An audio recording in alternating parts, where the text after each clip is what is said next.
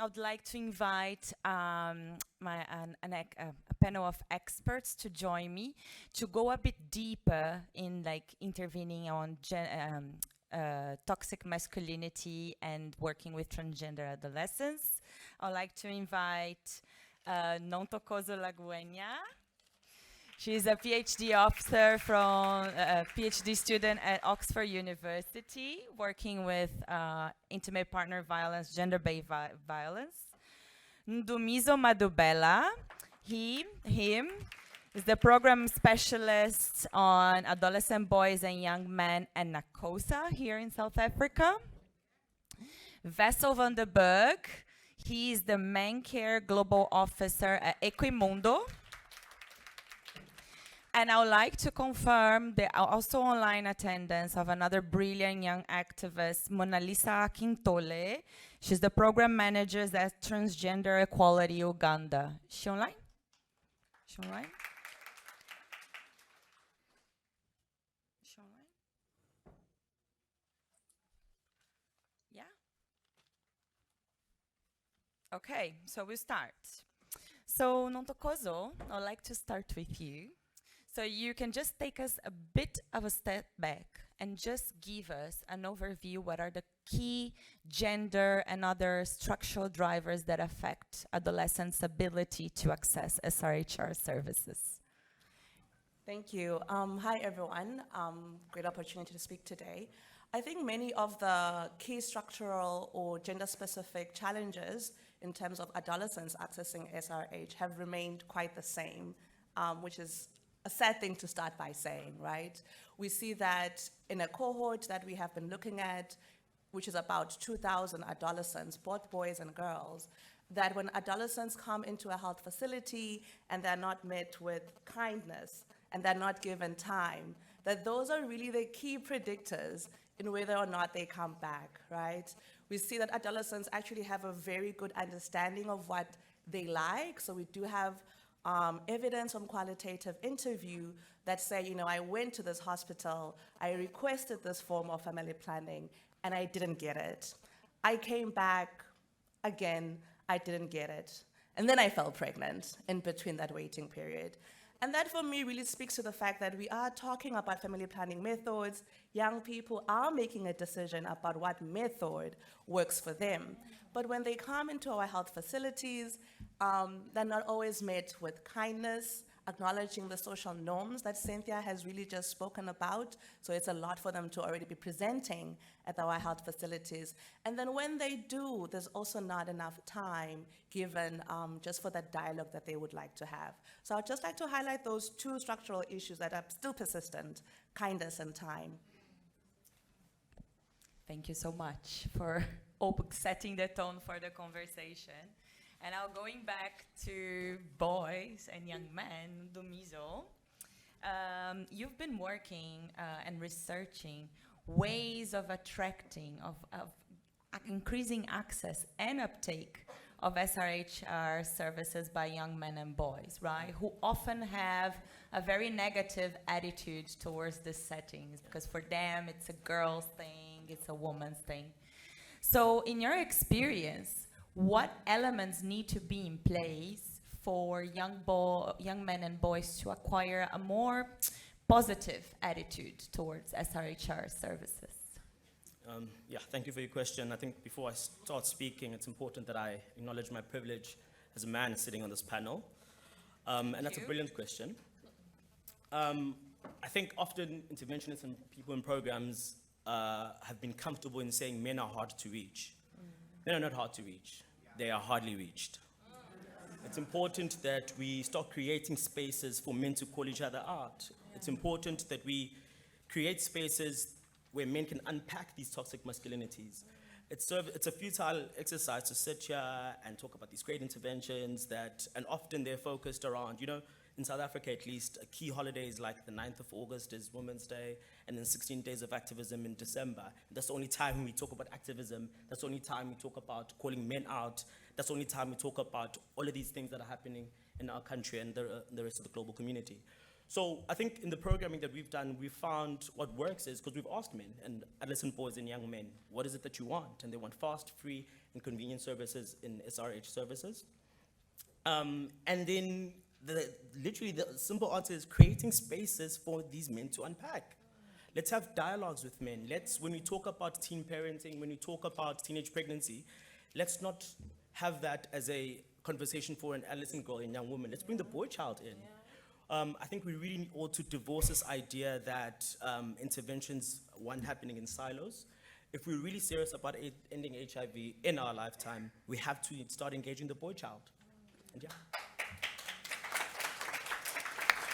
Thank you so much for responding some of the questions. I, as a feminist, have how do we bring them to our side? That's a very good start. Yeah. And now to Wessel. You're here representing MenCare, which is like a global program and campaign who has been engaging men and boys for over 10 years through multiple interventions at various levels in various countries. So what would be the key lessons that you will learn from the MenCare program here? And specifically, what are the lessons learned about keeping the boys engaged in like longer term interventions? How to get them to keep committed to changing their attitudes and participating in these programs? Thanks so much for the question, and thank you for everybody sharing. It's wonderful to be here. I think one narrative that one can flip is rather than calling men out, one can call men in. And I think that might be a very key point to think about to get boys and men into the conversation. Two key documents to refer to is a evidence review of the program H intervention. It was about 36 implementation contexts that were compared, some RCTs, some pre and post interviews, and it showed significant promise and in fact efficacy in changing gendered attitudes and also getting men and boys, especially adolescent boys, in the conversation around SRHR. Last night, my son was playing soccer. He's 6 years old, with a group of friends, and we didn't know the children. We were visiting other friends, and it was in a kind of a caravan park. And at one moment, I left the room, and I saw him huddled up, crying, and the other children had left. And he's so into his football. And he said, no, they bullied me. And I was so struggling to get exactly from him what was the comment, what was the gesture, and he simply didn't have the words to tell me what the problem was. And I think that grounds the point of attachment, relationship, care, that would support men and boys to be able to honor relationships and respect others' choices. It's grounded in attachment. And also getting the vocabulary to be able to express what the problem is. And already I can see, and I'm somebody who tries to engage with him all the time, how tricky that is. I think just to respond to your second question briefly, in terms of sustaining interventions, the context of the intervention matters. I know it's it might be quite easy to say that, but funding, policy support, institutional support, the programs that have retained men's involvement have been implemented in schools, adolescent young men, so implemented in schools, and decision makers at schools have supported that. And secondly, as you were saying earlier, changing gender norms take time. So we saw a much higher, in the evidence review, we saw a much higher change in gendered attitudes for at least 15 to 16 sessions. So it's really important to retain people in the intervention over time. And then just the last comment is, in one of the adaptations of Program H in Vietnam, there was a deliberate goal to reach hard-to-reach populations, youth living on the street, injecting drug users, etc. And where a gender equality intervention was embedded as one of the services in a package of services, in that case by Save the Children Vietnam, it really showed a very good promise. So thank you.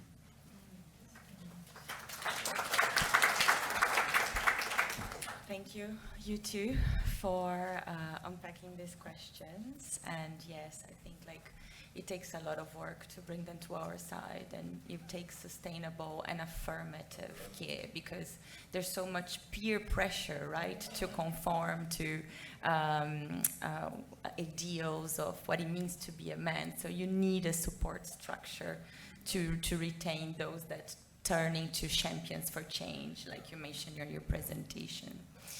Now, going to transgender adolescents, I'd like to know if Monalisa is online, if she could take a question. Yes? Monalisa? Yes. Hi, Monalisa. Yes, I'm online. Welcome to our session. Thank you for joining us. So, Nontokozo mentioned about the barriers that adolescents face in general, right, to access SRHR services. But transgender adolescents, they face much more internal and societal barriers as well. And as Karuwe pointed out in his presentations, one of these barriers is lack of technical competence of healthcare providers, lack of understanding, lack of a vocabulary about how to talk about sexuality with transgender adolescents, right? So how, in your view and experience dealing with empowering programs for transgender adolescents, how do you construct a more positive communication between transgender adolescents and healthcare workers to expand their access? Thank you so much, Elaine, and to the great, amazing panelists. I greet you in spirit. I was supposed to sit besides Madubela, I think, if I get the name right. And if any wind tries to blow you, that's me blowing from this side in Uganda. And so basically, language is very important, especially for a community that has been marginalized for centuries. And if you tap into how societies have been able to build the language around people that identify differently, people that do not conform to the gender banalities within society, then there's immediate outcasting. You are demonized, you are segregated from society, and actually you can't be a part of spaces where talks around SRHR for our communities happen. So language is a very critical tool for our communities to sort of provide and moisturize environments for how we then take up services. And this is seen through the lack of understanding that the health workers have about trans adolescents. And to me, that is very critical. So in terms of unpacking, what that means is how a health worker is trained around knowing that there is more to just male and female, and there is nothing beyond.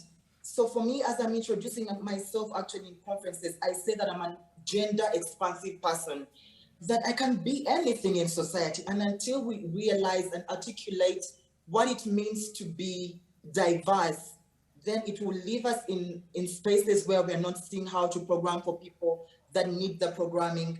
And language is also in a sort of structured in a way that it's very inaccessible for trans persons.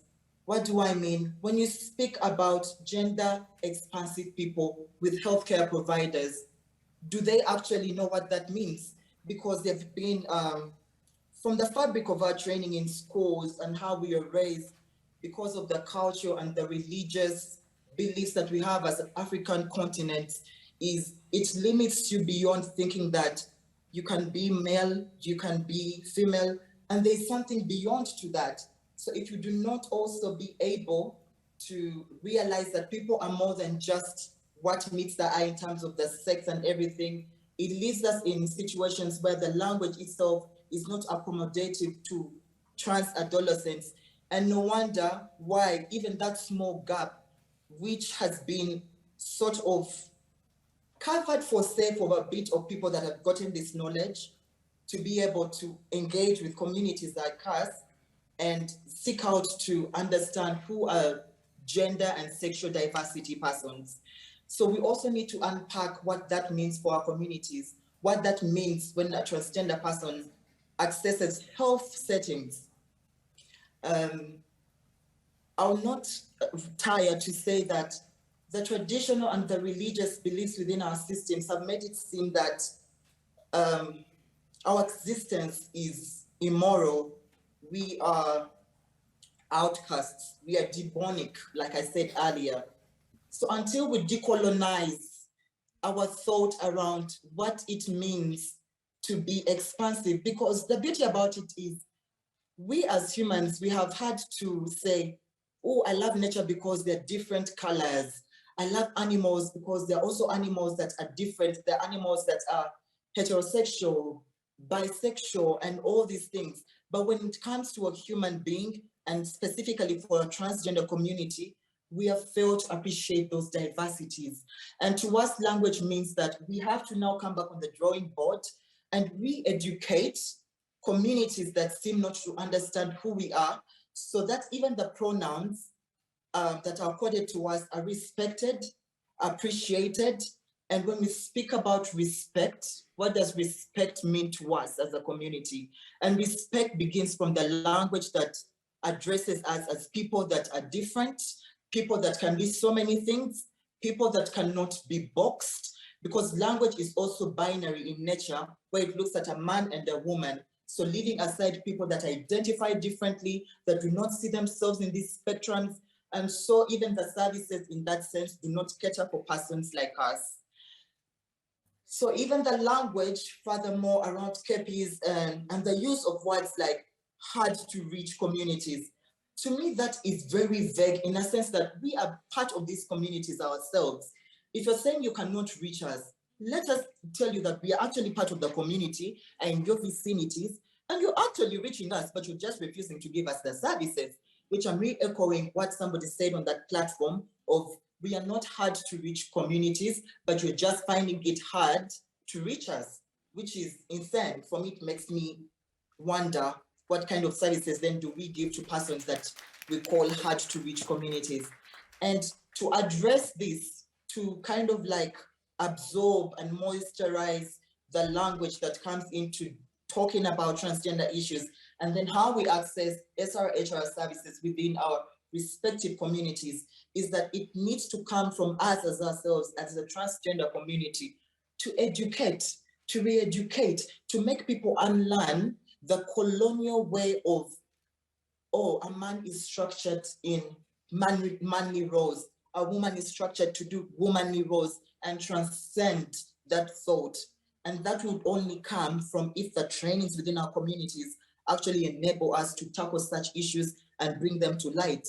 So, and also, we are trying as a community to educate still and inform people that it's from when you know about the communities that you are serving, is when you tailor also services that cater for that specific community. And what do I mean in this? You cannot give a service to a transgender woman that you totally know nothing about. That is a joke in itself. So we need to re-educate ourselves and say, this information has actually been there. We are not the first to do this work, but how are we doing it better?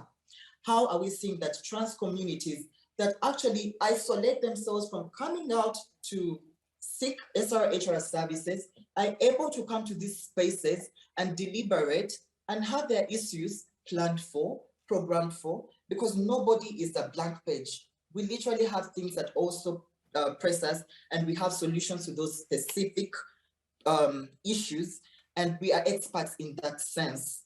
So it has to do with issues of consent. It has to do with issues of how we then align safe sex into the communication programs that are in there for us as a community to actually also tap into that. And know, what does it mean for me to be safe? Because it's not about me as an individual. It's a community issue, because I do not sleep with myself alone. I sleep with a trans man, I sleep with a lesbian person, I'll sleep with a straight person in quotes, as the cisgender community calls themselves, the straight people. And for us, we are besides the normal and all those things. So for me, it's also unpacking that and what it means. And then going back to also availing spaces where we can actually talk about issues to do with language, and that happens within our organizations where we are dismantling systems of patriarchy and systems of thought that limit us to being either male or female. Mona, sorry, I have to interrupt you. We have just a few minutes to take on questions from the office, from the audience. Sorry, we might come back to you. But thank you so much for your amazing presence here, even though you're virtual. So yes, it's time to take questions from the audience to our panelists, but as well to Cynthia and Karue, who will be taking questions online, right? He's online? Yes, okay.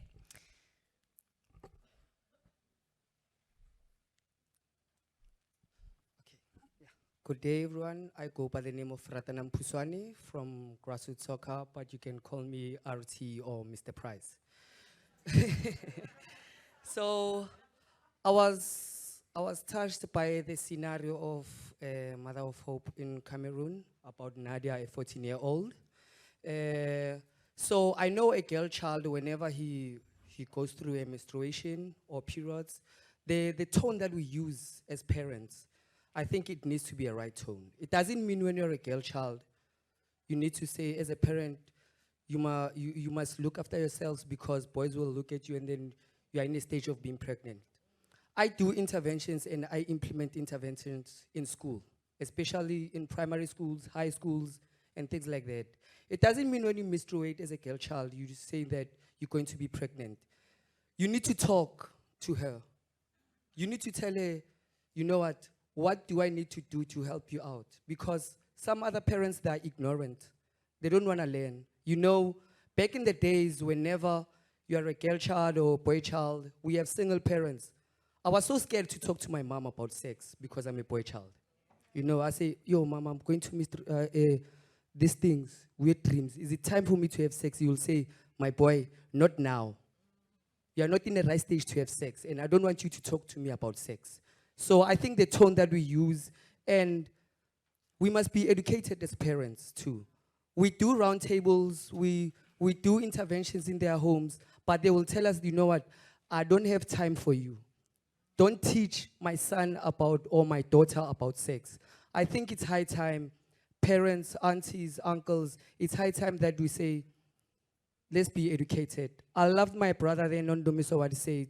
Even us as boys, we do group discussions. I deliver skills boy in schools. They will tell me, coach, phela mina ngomile. You know what does a boy child have to say with that? Phela, I can see my friends, they're having girlfriends. What about me? They will laugh at me. I think it's high time we talk with boys and girls saying that it doesn't mean when you're going to wear dreams or periods, you must have sex. Get something to do. Soccer. Go to netball. You can do anything that you want, but don't think about sex because you need to be responsible. You will never be a parent while you're still a minor. Who's going to support you? Your mother. You know what? Like, it really has me a lot to hear about that. Thank you so much. Thank you. There's a question in the back over there. Number 3. You can go. There is someone who, no? That's it? Oh, please. And there's another one there. Okay, thank you.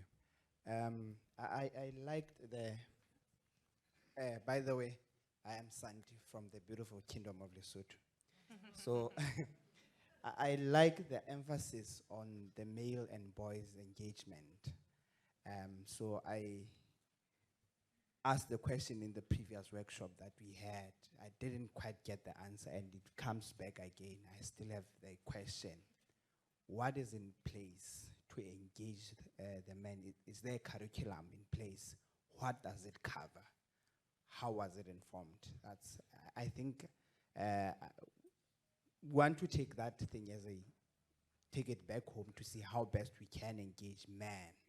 But the question still remains, how are we going to engage men? Because we have a men program running on its own. We have an adolescent program running on its own. So the men's program, it was just to say, men tends to be far away from the facility. How do we create facilities that are more friendlier to them so that they come to the facility? Now, when we try to integrate this two, what curriculum is it there? What does it cover? Thank you. Would like to take the question, Wessel and Ndumiso. Wessel? Sure. And then if you can add it, if you want. Thank you. Thank you so much for the question. So just to be clear about the name of the intervention I mentioned earlier, it's called Program H. H is for hombre, or for man. And it focuses on adolescent SRHR, and we've got an evidence review on the website for Equimundo and some of the manuals. We implemented that in Cape Town some years ago. Some colleagues are here, Cynthia and Isabella, to great success. And what was really interesting was that some of the adolescent young men were saying, oh, I hear you're implementing a parenting intervention too. I am a parent, or I have a child. I'm 17 and I'm a young man. So we also invited them to the Program P sessions that we were offering, which is the caregiver and parenting interventions that were offered at the same time. So those two, Program H and Program P, have got quite good evidence at this point, and I would really invite you to download them and use them.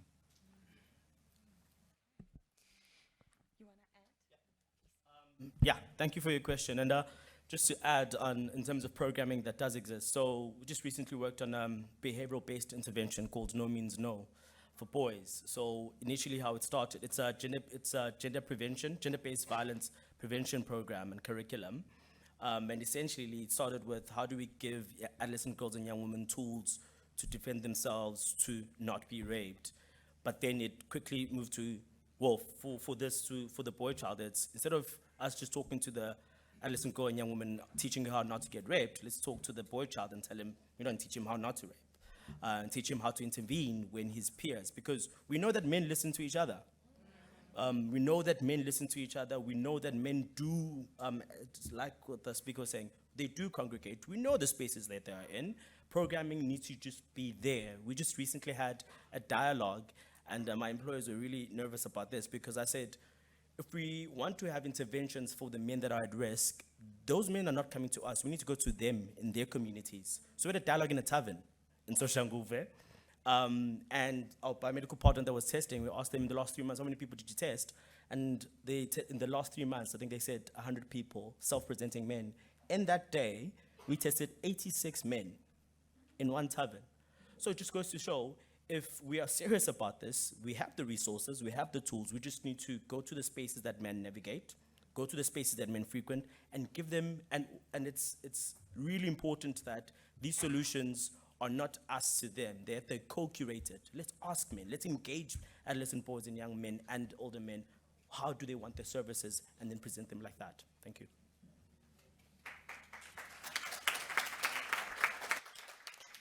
Unfortunately, we ran out of time. The other committee members are here looking at me. So you're welcome to come and ask your questions directly to our wonderful panelists.